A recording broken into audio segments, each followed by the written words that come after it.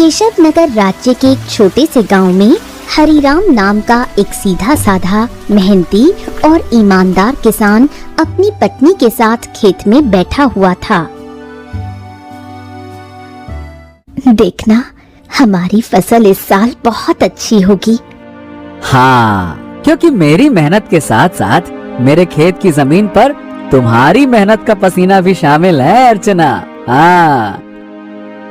नहीं, सारे गांव में केवल तुम ही मेहनती और ईमानदार हो। तुम्हारे पास जमीन तो कम है, लेकिन तुम्हारा दिल बहुत बड़ा है। कुछ देर बाद दोनों पति पत्नी घर चले गए।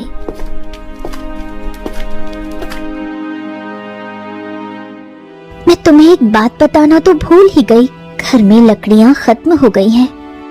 अरे चिंता मत करो, मैं कल सुबह सबसे पहले जंगल में लकड़ियाँ काटने के लिए ही चला जाऊंगा। ठीक है ना, ले आऊंगा। चलो अब।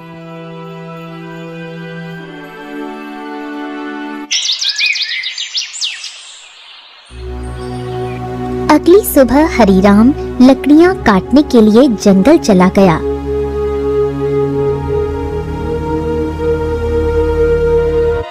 हरिराम एक पेड़ पर कुल्हाड़ी चलाने ही वाला था कि तभी उसने देखा झाड़ियों में एक घायल बंदर करहा रहा था।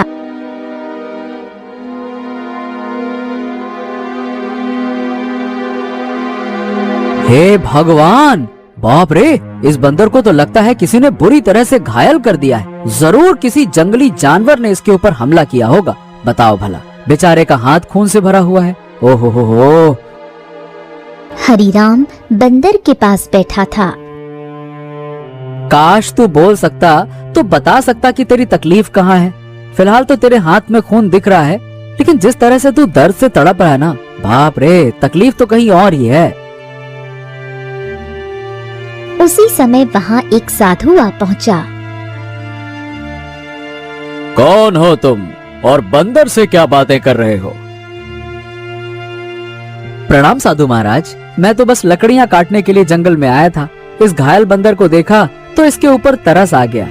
लगता है किसी जंगली जानवर ने हमला किया है इसके ऊपर। देखिए ना, इसके हाथ से खून बह रहा है, लेकिन जिस तरह ये दर्द से तड़प रहा है, मुझे तो लगता है कि इसे कहीं और ही तकलीफ है। बहुत कम इंसान होते हैं जिनके मन में जानवरों के प्रति इंसानियत होती है। रुको रुको रुको। ओम। इतना बोलकर साधु मंत्र पढ़ने लगा। अचानक रंग बिरंगी किरणों से बंदर का जख्म सही हो गया। हाँ, अब ये बंदर तुम्हें बता सकता है कि इसकी तकलीफ कहाँ है। इतना बोलकर साधु वहाँ से चला गया। बंदर उठकर खड़ा हो गया। मेरे कंधे में बहुत दर्द हो रहा था। हाँ, अब अच्छा लग रहा है। एक शेर ने मुझ पर हमला किया। मैं बचने के लिए दूसरे पेड़ में कूदा। शेर का पंजा मेरे हाथ में लगा और मेरा हाथ घायल हो गया। मैं पेड़ ही नहीं पकड़ पाया और मैं जैसे ही नीचे गिरा, बाप रे बाप, मेरे कंधे में बहुत चोट लग गई थी। अरे, तुम तो बिल्कुल मनुष्य की आवाज में बात कर रहे हो। ये कैसे संभव हुआ? जब साधु ने मंत्र पढ़ा ना, तब मुझे ऐसा लगा कि मेरे अंदर बात करने की शक्ति आ गई है। मैंने बोला और मेरी आवाज तुम तक पहुंच गई। लगता है ये चमत्कार साधु बाबा ने किया है। हाँ।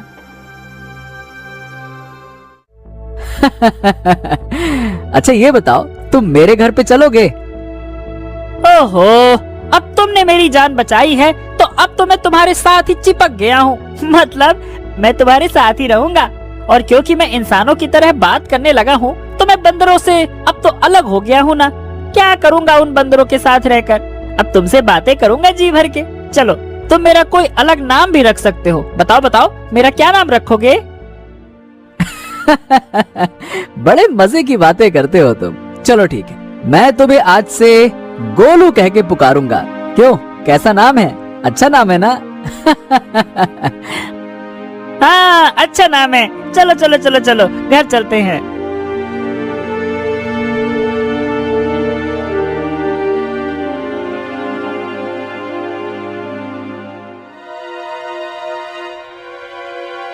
अरे, ये जंगल से तुम बंदर को क्यों पकड़ लाए? हरिराम पूरी घटना अर्चना को बताने लगा। क्या क्या वास्तव में बंदर बात कर सकता है?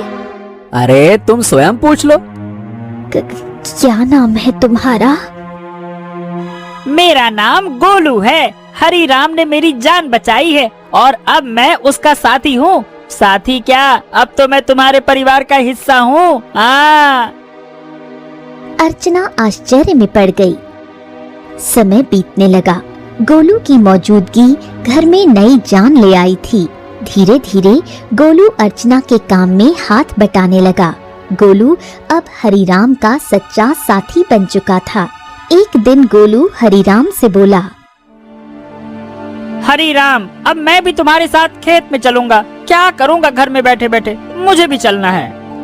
अरे गोलू, खेत का काम आसान नहीं होता, बहुत मेहनत लगती है। क्या करोगे तुम वहाँ पे?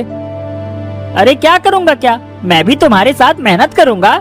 और क्या, क्या मुझे कम मेहनती समझा है क्या?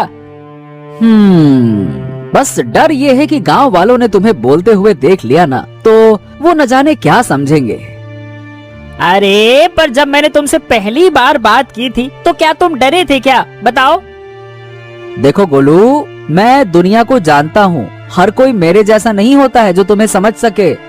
ओहो, मुझे दुनिया से क्या है लेना देना, मुझे तो तुम्हारे संग है रहना। मेरा मतलब ये है कि मुझे बस तुमसे मतलब है, क्योंकि मैं तुम्हारा साथी हूँ। हरिराम मुस्कुराया और अगले दिन गोलू को साथ लेकर खेत चला गया। कुछ ही दिनों में गोलू ने खेती की हर बात सीख ली। अब वो हरिराम का सच्चा मददगार बन गया था।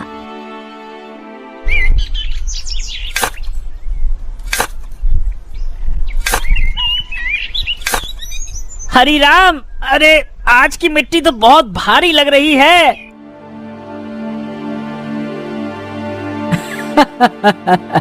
गोलू, अब तो तू पक्का किसान बन गया है।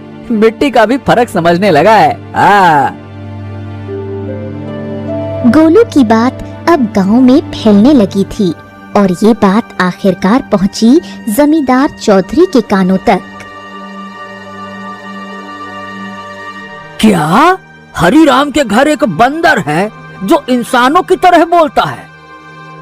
हाँ जमींदार साहब, मैं खुद देख चुका हूँ। अरे मैंने तो उसे बोलते हुए सुना भी है। पहली बार तो मैं डर गया था।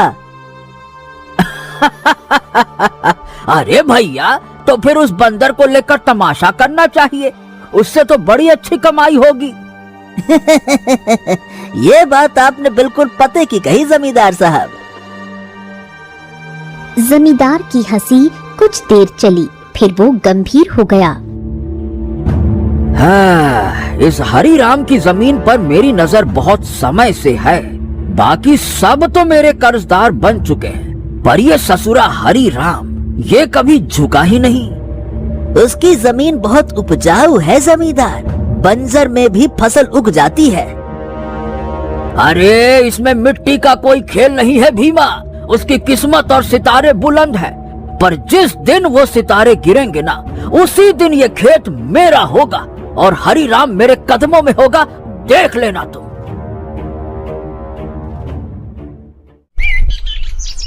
समय ऐसे ही बीतने लगा।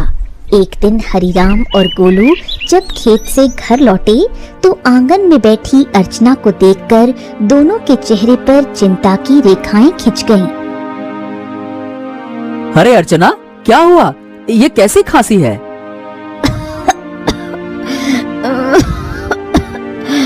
कुछ दिनों से खांसी हो रही है, अब तो दिन ब दिन और भी बढ़ती जा रही है। हरिराम, इसे नजरअंदाज मत करो, किसी अच्छे वैद्य को तुरंत बुलाना चाहिए। हरिराम ने देर न करते हुए गांव के एक अनुभवी वैद्य को बुला लिया। वैद्य ने अर्चना को ध्यान से देखा। हरिराम, देखो, इन्हें एक विचित्र बीमारी हो गई है। अगर समय पर इलाज न मिला तो ये जानलेवा हो सकती है। हाँ, नहीं नहीं नहीं नहीं वैद्य जी, आप तो इलाज शुरू कीजिए, मैं कोई कसर नहीं छोड़ूंगा।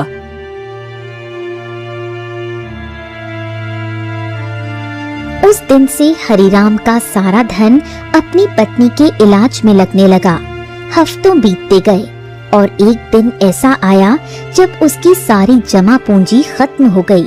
उस दिन हरिराम घर पर अकेला बैठा था।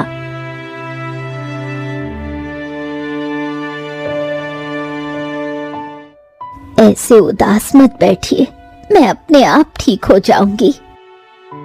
ऐसा ऐसा मत कहो अर्चना, मैं तुम्हें इस हालत में नहीं देख सकता। तो अब क्या करोगे? जो कुछ था सब तो मेरे इलाज में लगा दिया। अब तो बीज खरीदने तक के पैसे नहीं बचे। हरिराम सिर झुकाए बैठा था।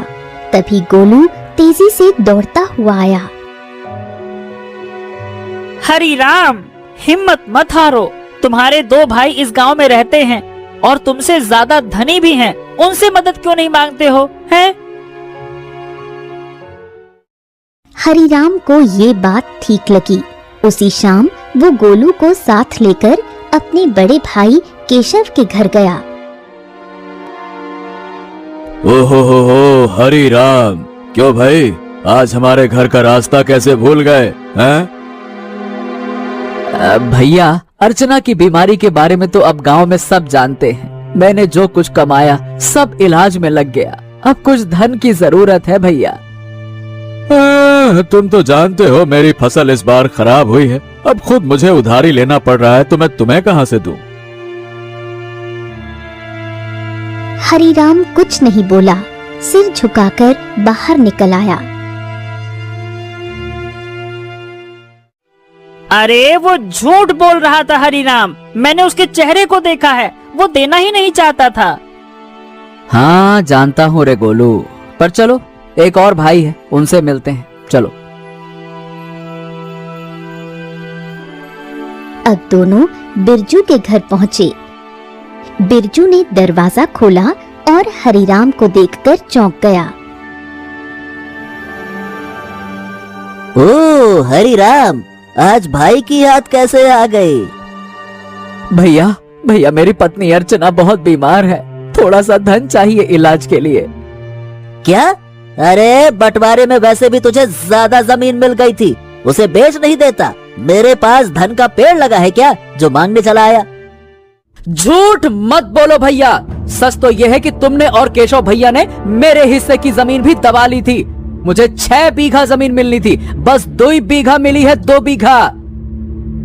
अरे निकल जा यहाँ से, अगर कर्ज लेना है तो जमींदार के पास जा। मुंह उठा के चले आते, भाग यहाँ से।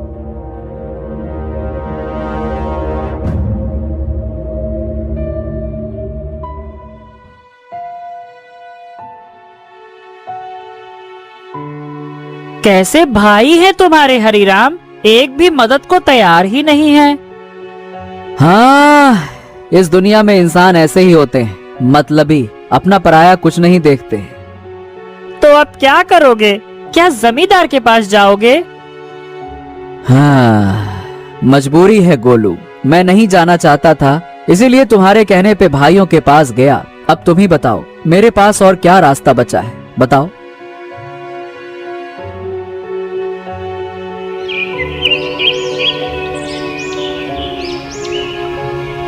अगले दिन हरिराम और गोलू जमींदार की हवेली में जा पहुँचे।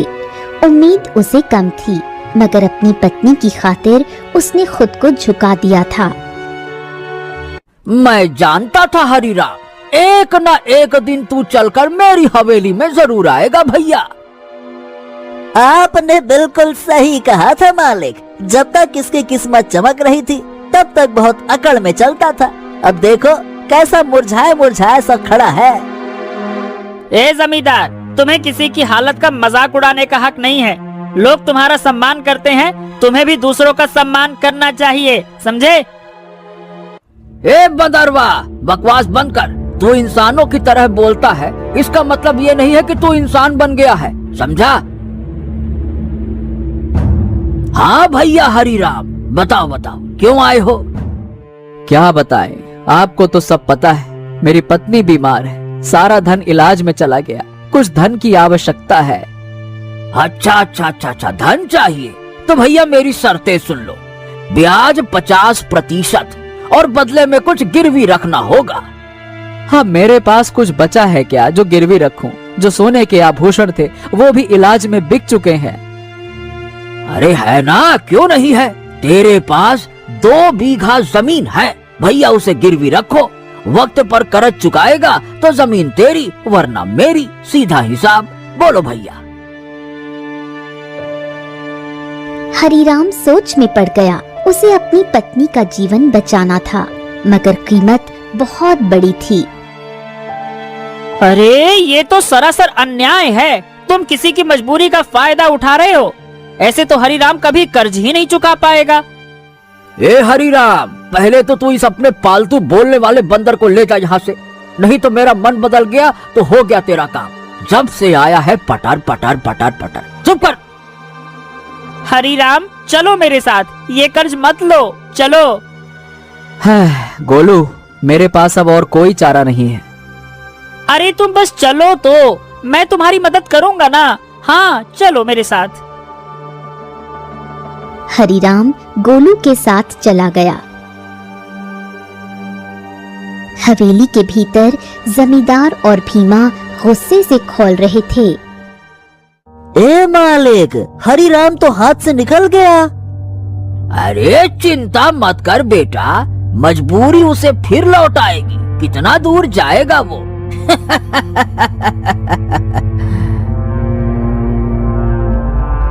हरीराम गोलू के साथ घर पर आ पहुंचा और गोलू तुरंत वहां से चला गया। शाम तक गोलू लौटकर नहीं आया। हरीराम और अर्चना की चिंता बढ़ने लगी। गोलू अब तक क्यों नहीं आया? कहीं जमींदार ने उसे कुछ कर तो नहीं दिया? अरे पता नहीं कहाँ गया। मेरा मन भी बड़ा बेचैन है। रात बीत गई। सुबह सूरज की किरणों के साथ ही गोलू वहां पहुंचा, हाथ में एक चमकती जड़ी बूटी के साथ। अरे गोलू, तू कहाँ था? हमें लगा कहीं तुझे कुछ हो तो नहीं गया। अरे मैं जंगल गया था उन साधु महाराज को ढूंढने जिनसे मुझे बोलने की शक्ति मिली थी। उन्हें मैंने सारी बात बताई और उन्होंने दया करके ये जड़ी बूटी दी है। उन्होंने कहा है कि इससे से बड़ी बीमारी ठीक हो सकती है। हाँ।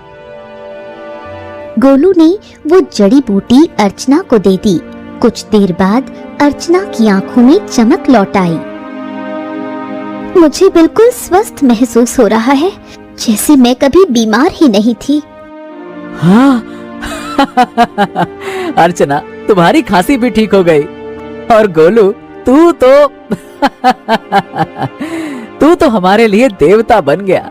अगर तू नहीं होता तो मैं जमींदार से कर्ज लेकर अपनी खेती भी खो बैठता।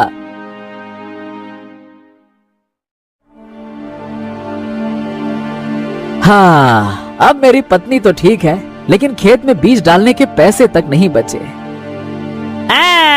मैं जानता था कि अर्चना के ठीक होने के बाद तुम्हें बीज की जरूरत पड़ेगी, इसीलिए मैं साधु महाराज से बीज भी लेकर आया हूँ। हाँ, ये देखो। क्या बीज?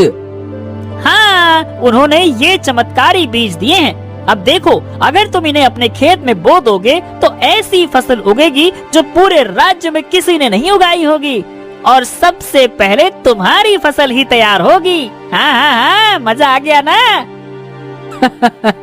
इतनी जल्दी? हाँ, लेकिन एक शर्त भी दी है साधु महाराज ने। जब तुम्हारा समय अच्छा हो जाए तब तुम उन लोगों की मदद करना जो जमींदार के कर्ज में दबे हुए हैं। अरे मित्र गोलू, गोलू गोलू गोलू, तू मेरा सच्चा साथी निकला। हम दोनों मिलकर अच्छे से खेत में फसल बोएंगे। चल मेरे भाई।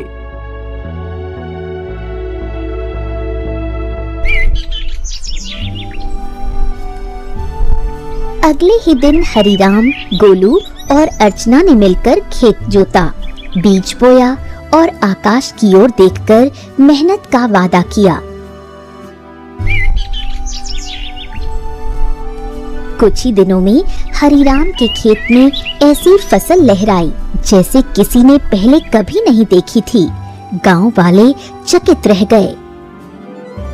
अरे देखो रे देखो, हरिराम के खेत में तो जैसे सोने जैसी फसल लहरा रही है। हाँ हाँ हाँ हाँ हाँ। हाँ, हमारी फसल तो अभी जामी भी नहीं है और इसकी तो फसल भी तैयार हो गई। और उसकी बीवी अर्चना जो कि महीनों बीमार रही, अब रोज खेत में काम करती है। भैया ये तो कोई चमत्कार ही लगता है।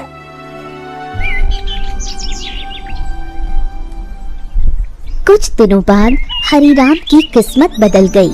चमत्कारी फसल ने उसे गांव का सबसे सफल किसान बना दिया। बाजार में उसके नाम की चर्चा फैल गई। हरि राम जपो राम नाम, बन गया तू धनवान। जो सोचा था वो हो गया सच। हाँ, वाकई में सच तो हो गया, लेकिन अब बारी है गोलू वादा निभाने की, उन सब की मदद करने की जो जमींदार के कर्ज में डूबे हैं। हाँ बिल्कुल, चलो आज से ही शुरुआत करते हैं। अपने गांव का बिंदेसर का खेत सबसे पहले छुड़ाते हैं। चलो।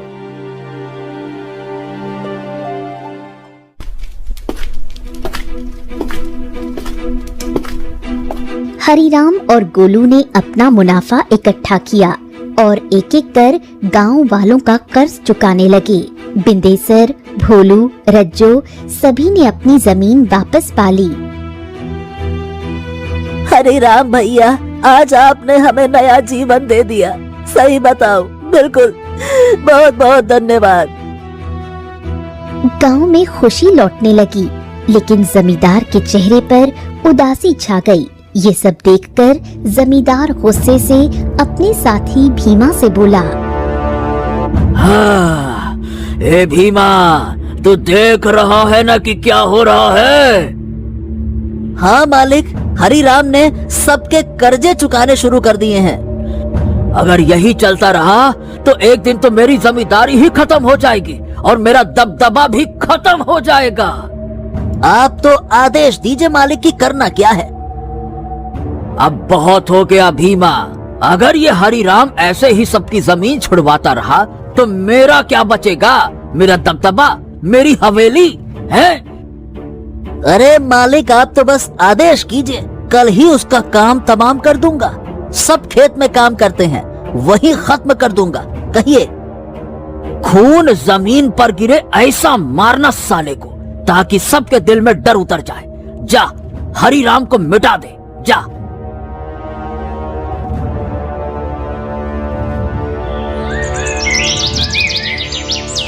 सुबह का सूरज उगा, लेकिन किसी तूफान से पहले की शांति जैसा लग रहा था। हरिराम खेत में बीजों को देख रहा था, जो अब सोने जैसे चमकते दिखते थे। अरे गोलू, देख तो, ये फसल तो जैसे गाना गा रही हो। तुम्हारे हाथ की छुअन में जादू है। हाँ बिल्कुल सही कह रहे हो मित्र, इस बार की फसल सोने की फसल जैसी उगती हुई दिख रही है। वाह वाह वाह वाह वाह वाह। इतना बोलकर अचानक गोलू एक ओर हट गया। सच तो ये था कि गोलू को किसी की आहट की भनक लग चुकी थी। तभी वहां जमींदार और भीमा आ पहुंचे। भीमा के हाथ में लंबा बर्छा था। हरिराम झुका हुआ था। अब भुगतो किसान। जैसे ही भीमा ने हरिराम की ओर बर्छा फेंका, एक छलांग, एक चीख, एक वार, लेकिन हरिराम पर नहीं, गोलू पर। गोलू! नहीं नहीं, ये क्या किया तूने? तुम्हारे लिए मित्रता का मतलब सिर्फ साथ नहीं होता, कभी कभी बलिदान भी होता है। तूने मेरी जान बचाने के लिए अपनी जान दांव पर लगा दी। क्योंकि तुम मेरे साथी हो और मैं तुम्हारा।